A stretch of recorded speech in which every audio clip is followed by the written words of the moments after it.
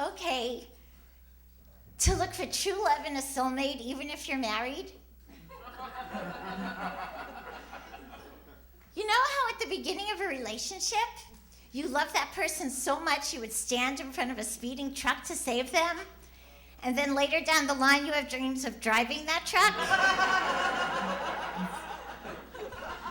My husband and I, we're so different. I'm a vegetarian. Michael is a pseudo-vegetarian. He only eats animals that only eats vegetables.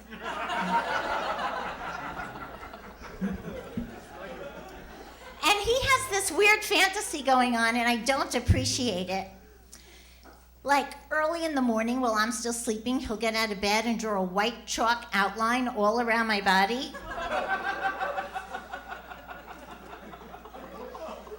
And then I get up and I see it and I look at it and I think, oh my God, I have to lose 10 pounds.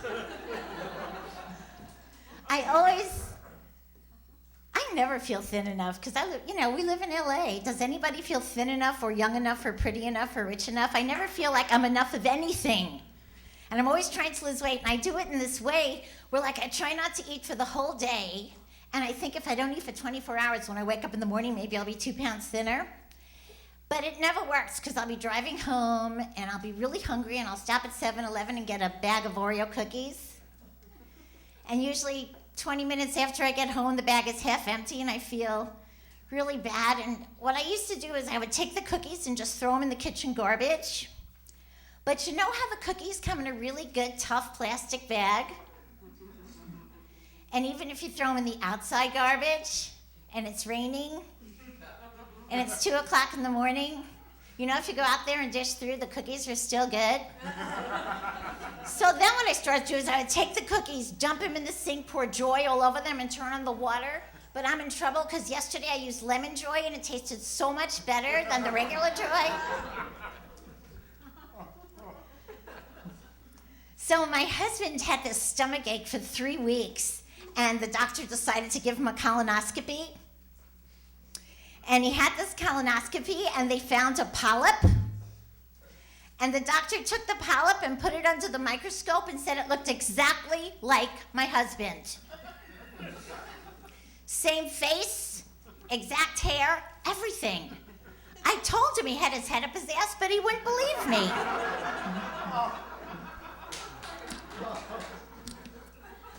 So,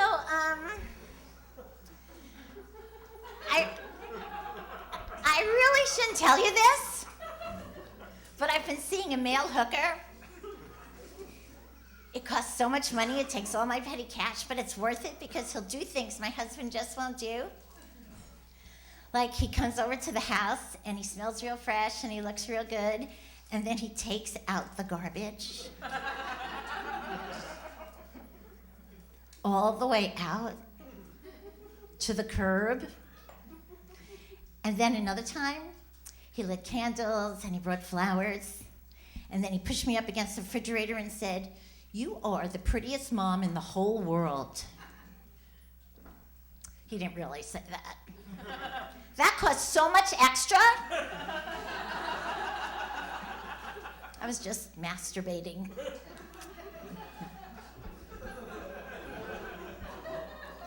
So I'm in therapy because I've been stalking Dog the Bounty Hunter.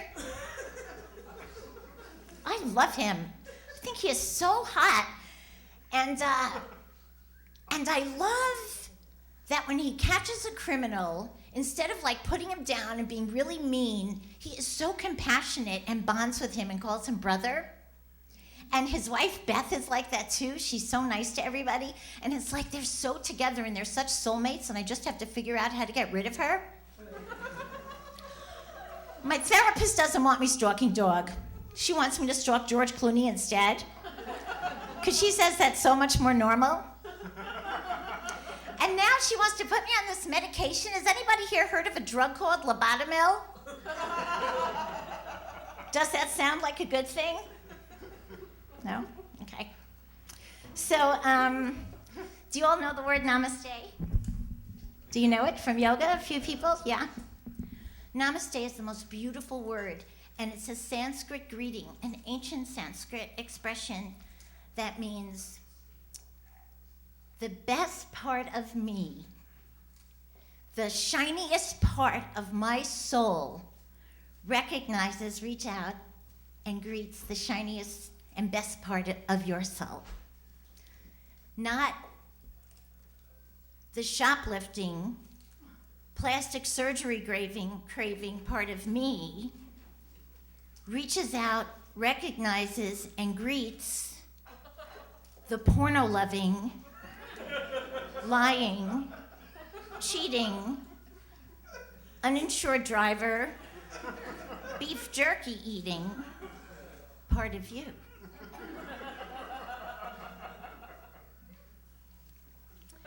So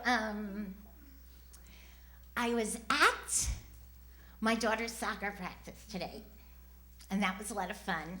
Except there is some of the parents are so weird. Like this dad came up to me and he said, I love you and I want you to have my child. And then he gave me his child.